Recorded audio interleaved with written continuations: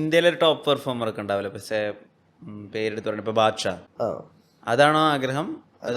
എമിനാണോ ആഗ്രഹം?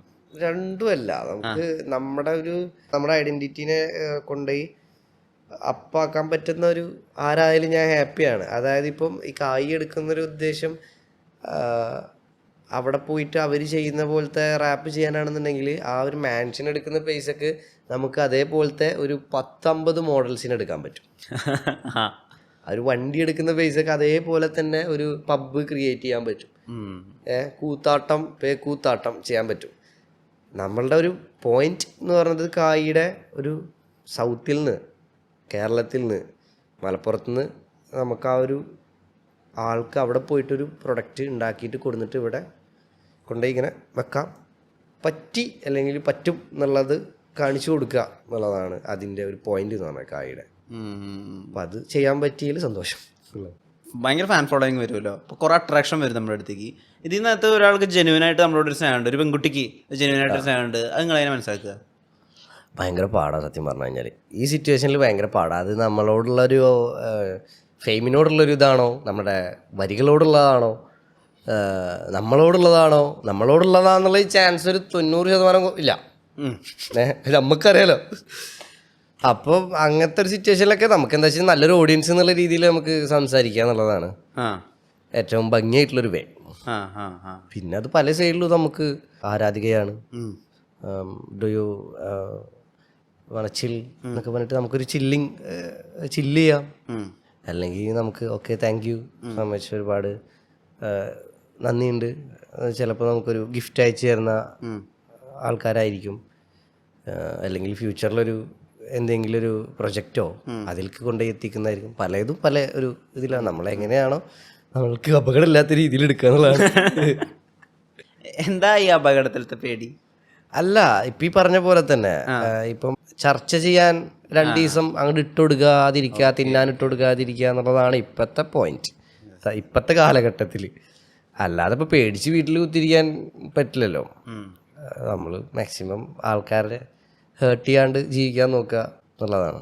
മലപ്പുറത്തെ ഒരു സാധാരണ വീട്ടിൽ പാടവും മദ്രസയും സ്കൂളും വയലൊക്കെ ഉള്ള ഒരു സാധാരണ സെറ്റപ്പിലൊരു പയ്യൻ, ചെറിയ സെറ്റപ്പിലുള്ള പയ്യൻ, അച്ഛനും അമ്മയ്ക്ക് അങ്ങനെ ഭയങ്കര വലിയ ജോലിയൊന്നുമില്ല, വലിയ ഫിനാൻഷ്യൽ ബാക്കപ്പ് ഒന്നും ഇല്ലാത്തൊരു പയ്യൻ.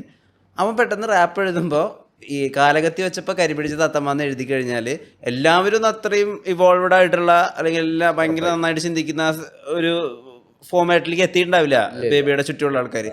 അവർക്ക് മൊത്തത്തിലൊരു കൾച്ചറൽ ഷോക്ക് എന്നൊക്കെ പറഞ്ഞ ആയിരുന്നോ? പിന്നെ കൾച്ചറൽ ഷോക്ക് എന്ന് പറഞ്ഞു കഴിഞ്ഞാൽ ആ ഒരു സമയത്ത് ഇത് ട്രെൻഡിങ്, മറ്റേ ഇൻസ്റ്റഗ്രാം, ഈ കോവിഡ് ഇതൊക്കെ വന്നതിൻ്റെ ശേഷം എല്ലാവരുടെ കയ്യിലും ഫോണുമായി റീല് ഭരിച്ചുകൊണ്ടിരിക്കുകയാണ് ഇപ്പോഴും.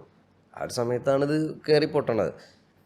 അപ്പോൾ ഉമ്മക്ക് വിളിച്ചിട്ട് കരച്ചിലും പിരിച്ചിലൊക്കെ എന്താ ഇതിനെ ചോദിച്ചിട്ടാണ്.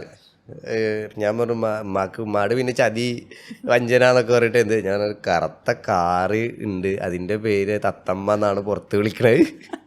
അവർക്ക് ഇങ്ങനെ പറഞ്ഞാലാണ് കൺവീനിയൻ്റ് ഉള്ളൂ.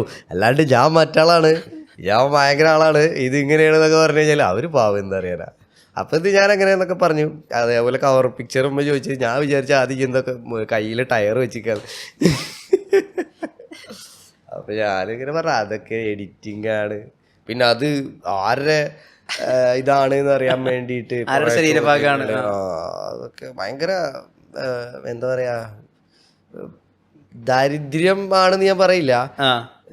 ലൈംഗിക ദാരിദ്ര്യമാണോന്ന് പറയാൻ പറ്റില്ല. എനിക്കതിന് ചിലപ്പോൾ അത് ഞാൻ കുറേ ആൾക്കാർക്ക് ആ ഒരു ആർട്ടിനെ ആർട്ടായിട്ട് കാണാനുള്ളൊരു ഉൾക്കൊള്ളാനുള്ളൊരു ഇതിൽക്കൊക്കെ എത്തി തുടങ്ങുള്ളൂ എന്ന് തോന്നുന്നുണ്ട് കുറേ പേര്.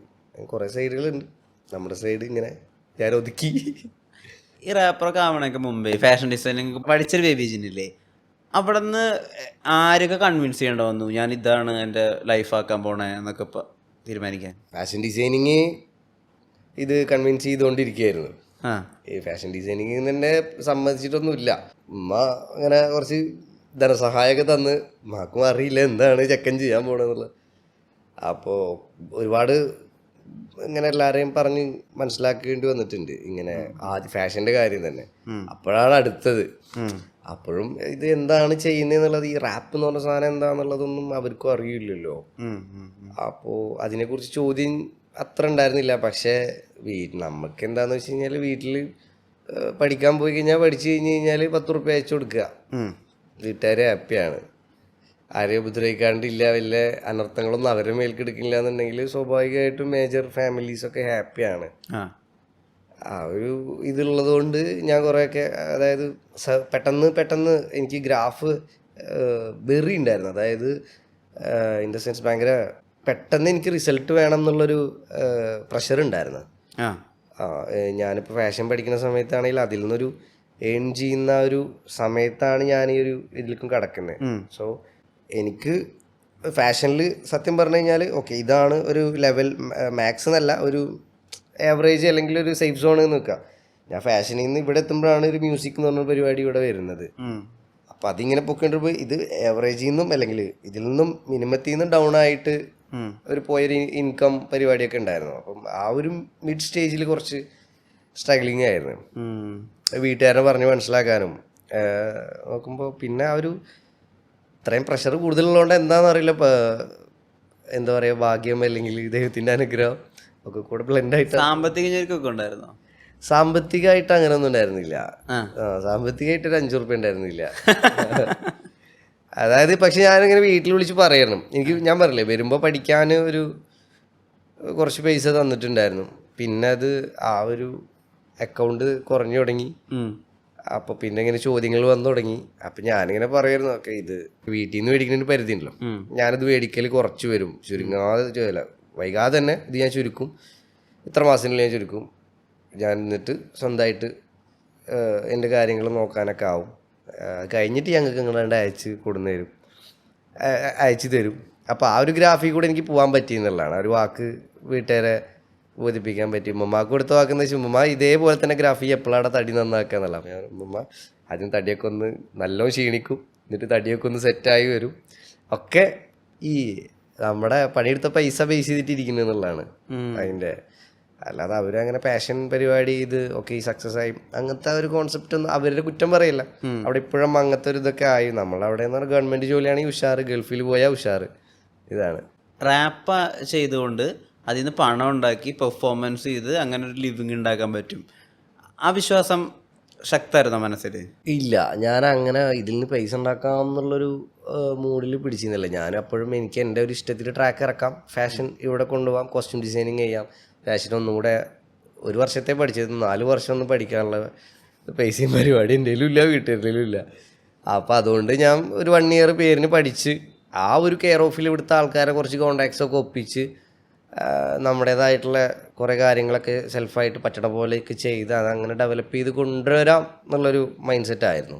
അതിൻ്റെ ഇടയിൽ ഇതിങ്ങനെ ഇതും കൂടെ ഒരു സമയം കിട്ടുമ്പോൾ എഴുതി നോക്കാം, അല്ലെങ്കിൽ ഇങ്ങനെ നമ്മുടെ ഒരു കല പുറത്ത് വരുമ്പോൾ രസമുണ്ട്, ഒരു ബീറ്റിൻ്റെ കൂടെ ഒക്കെ വരുമ്പോൾ രസമുണ്ട്.